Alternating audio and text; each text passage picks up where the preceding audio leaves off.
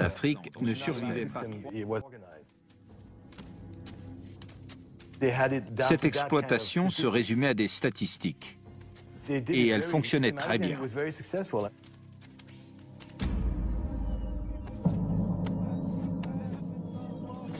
À Saint-Domingue, l'esclavage s'accompagne d'une véritable politique de la terreur.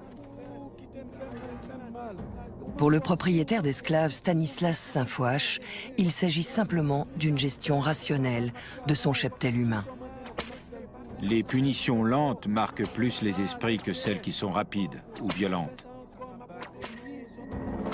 Plutôt que 50 coups de fouet administrés en 5 minutes, mieux vaut 25 coups de fouet administrés en un quart d'heure. Ceci est plus susceptible de faire forte impression.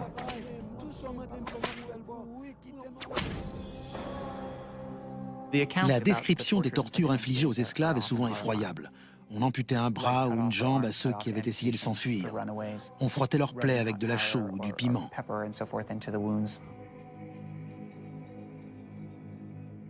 On les suspendait jusqu'à ce que mort s'en suive.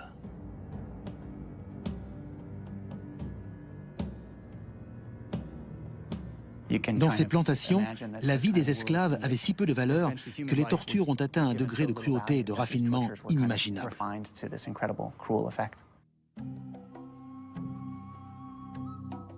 Malgré ce système répressif, certains Noirs parviennent à échapper à l'esclavage. Beaucoup sont nés libres parce qu'ils sont les enfants illégitimes d'un propriétaire blanc. Les autres ont gagné leur liberté grâce à leur intelligence ou à leur talent. C'est le cas de Toussaint Louverture. Né dans l'esclavage, j'avais reçu de la nature l'âme d'un homme libre. Toussaint Louverture était quelqu'un de très déterminé. Il était aussi très ambitieux. Pour moi, c'était un génie. C'est l'un des personnages historiques les plus remarquables qui soit.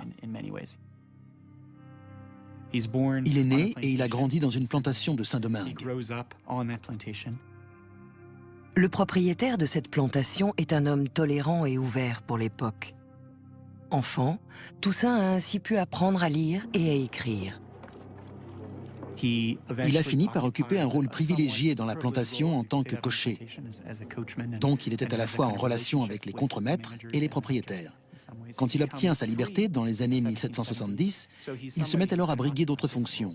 Et c'est là la clé pour comprendre ce personnage. Il voyait des opportunités que les autres ne voyaient pas.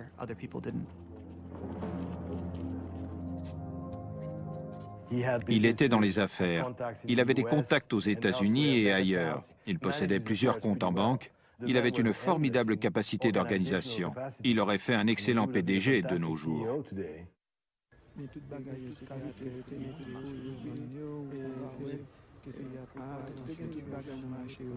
On ignore quelle a été la réaction de Toussaint Louverture à l'annonce de la Révolution française. Mais chez les colons blancs de Saint-Domingue et parmi la population métisse libre, c'est la stupéfaction. En 1789, il y avait à Saint-Domingue environ 40 000 blancs et 30 000 métis, descendants de ces blancs qui possédaient eux-mêmes des terres, des esclaves et qui étaient des hommes d'affaires accomplis. Donc la plupart avaient des relations étroites avec la classe dirigeante. Il faut savoir qu'en matière de race, il n'y avait pas que des blancs et des noirs.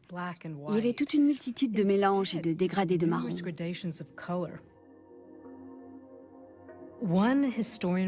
Un historien est même allé jusqu'à créer 110 catégories de métissage, allant du noir total au blanc total. Chaque mélange avait un nom, mulâtre, carteron, octavon. Chaque nom prenait en compte la quantité de sang noir de la personne.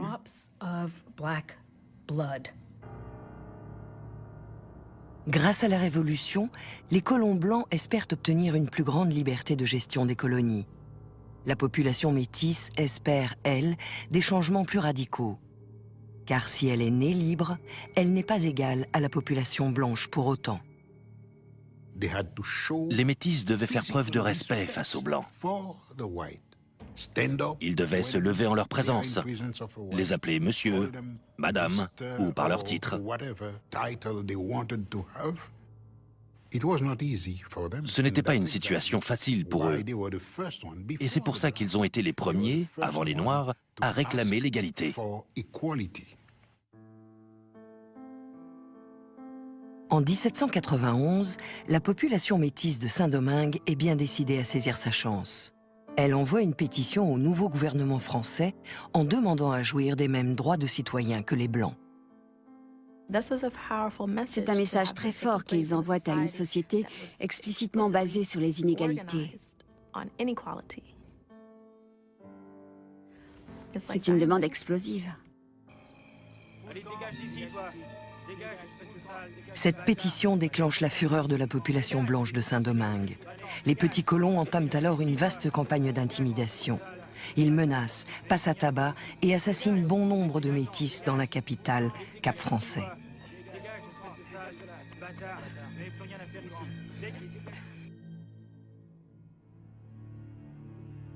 La pétition reçoit un accueil beaucoup plus favorable à Paris. Les membres de l'Assemblée nationale publient alors un décret historique. Il donne à la population de métis nés de 2 parents libres les mêmes droits qu'aux Blancs.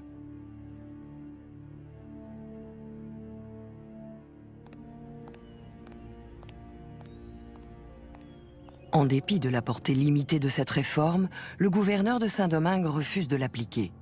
Les colons blancs se sentent profondément trahis. En réaction, certains se mettent alors à nourrir des idées de rébellion, à l'image de Madame de Rouvray, l'épouse d'un planteur de la région. L'Assemblée nationale est déterminée à détruire nos vies en tant que maîtres, si bien qu'une sécession avec la France pourrait s'avérer nécessaire. Les propriétaires américains d'esclaves vont, je l'espère, se regrouper afin d'arrêter cette contagion libertaire.